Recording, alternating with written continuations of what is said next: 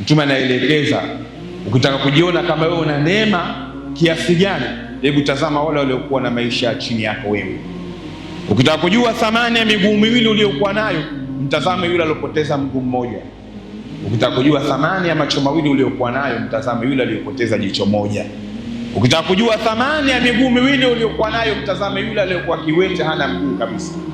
Ukiwatazama hao waliokuwa chini yako, utajua na thamani ya neema alizokupa Mola wako Subhanahu wa Ta'ala.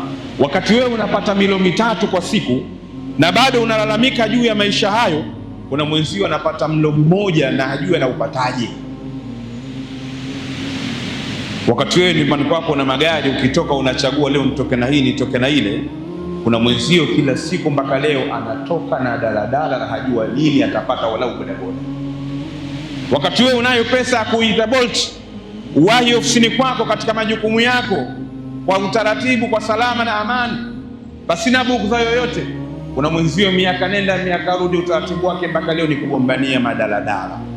Wakati wewe unayo pesa ya kupanda daladala, kuna mwenzio kila siku maisha yake ili anachokipata kitoshee, atoke nyumbani kwake baada ya alfajiri, awahi kazini kwake, na atoke kazini kwake kurudi nyumbani kwake baada ya isha, kwa kutembea kwa miguu mpaka anafika nyumbani kwake.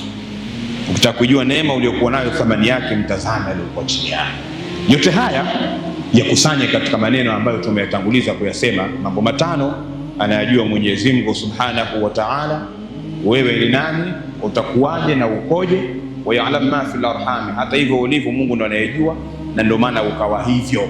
Basi hata wale kwa jua yako Mungu ndo anajua utakuwaje, ndio maana wakawa hivyo walivyokuwa. Hakuna yoyote anayeweza kuyabadilisha haya ama kwenda nayo kinyume illa bimashiatillah, isipokuwa ni kwa matakwa ya Mwenyezi Mungu Subhanahu wa Ta'ala. Simama katika mafunzo ya Bwana Mtume Muhammad sallallahu alaihi wasallam juu ya kuhakikisha mahitaji yako unayemtegemezea na kumkimbilia na kumpelekea ni Allah Subhanahu wa Ta'ala, lakini baada ya kuchunga haki zake ndani ya maisha yako.